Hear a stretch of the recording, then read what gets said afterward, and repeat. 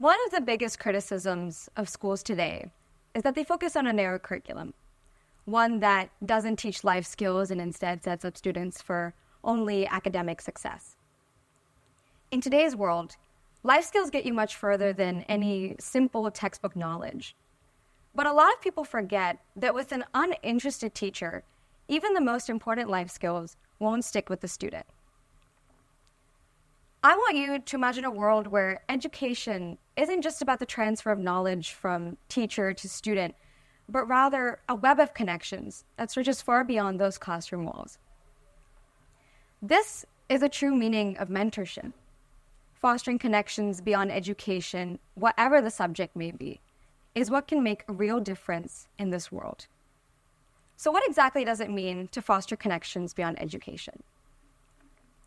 Let's start by looking at some famous examples of influential figures whose lives were shaped by their mentors. Take Steve Jobs, the visionary behind Apple Inc. His journey from a college dropout to the co-founder of one of the greatest tech companies was greatly influenced by his mentor, Robert Friedland, who introduced him to the world of technology and entrepreneurship. Without Friedland's guidance, would we have the iPhone today? Similarly, Maya Angelou, one of the most celebrated poets and civil rights activists of our time, found inspiration and guidance from her mentor, Mrs. Bertha Flowers. Mrs. Flowers not only nurtured Angelou's love for literature, but also instilled in her the confidence to use her voice and advocate for change. These examples illustrate the transformative power of mentorship, showing how guidance can shape the trajectory of an individual's life. This doesn't just have to be in formal educational settings. It can happen anywhere, at any time. It's really about breaking the traditional confines of education. I want you to think back to a time where you learned from someone, whether a school teacher or a mentor for an extracurricular. Think about not what they taught you, but how. If it was something you were originally scared of, how did they help you get over that fear? If it was something you were interested in, how did they help grow that passion in you?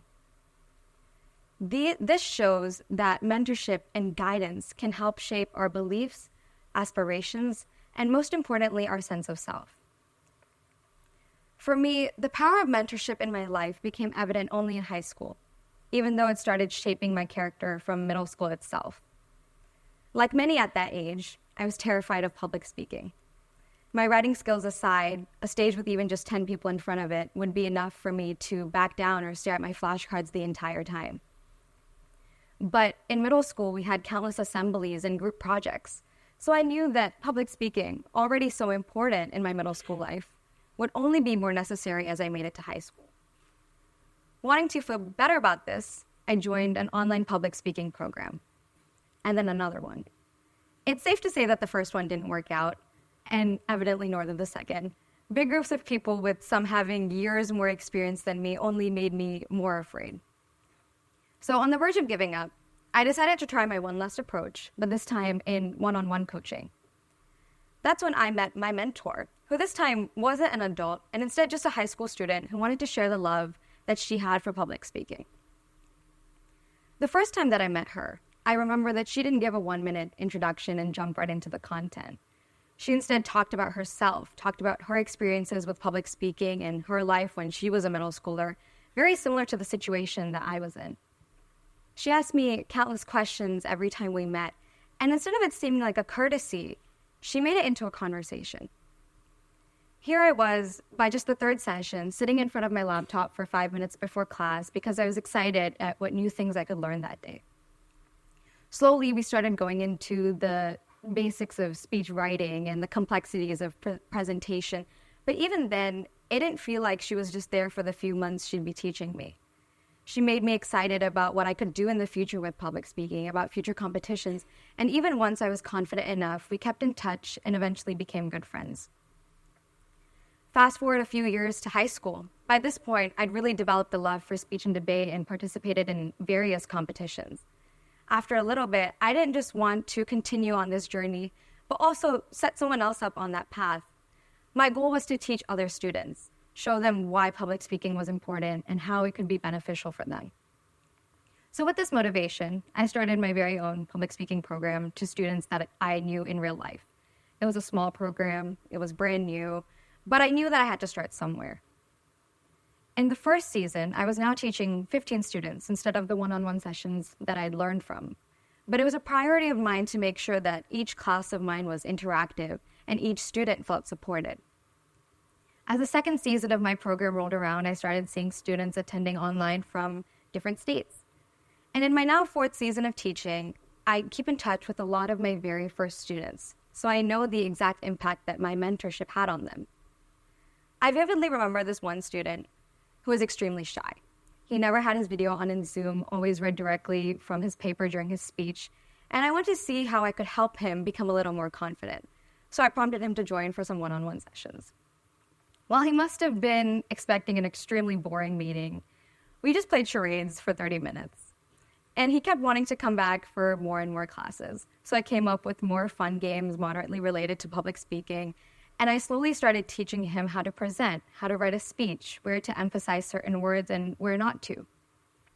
He is now in high school, and he's become an extremely strong and confident person. His speaking vastly improved. But with the realization of how public speaking helped him in just his day-to-day activities, he wanted to look for more opportunities in his school. In high school, he realized that his school didn't have any speech and debate programs. So he started his own club that now competes in different conferences around the state. He also opened up a camp last year with over 50 students and taught them the basics of public speaking and hopes to do so this summer as well, spreading the impact far beyond any reach that I could have gotten. This isn't just confined to my experiences, though, and isn't just relatable to a popular skill like public speaking is. There might be some of you that really love a subject and have a passion for any type of extracurricular or any other activity. If you wish to teach others, show them why your passion is important, then I urge you to think about making these connections. Put in the time and the effort when you teach. Make it interactive. Don't just make it seem like another class, and get your students excited about what they can do with it in the future. With this effort, you might only be able to teach 15 students.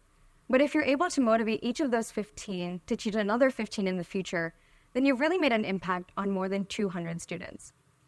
This is the beauty of making connections beyond education. Just as we have been mentored, so too can we mentor others, passing on the inspiration, knowledge, and wisdom that we have received for many years to come. Thank you.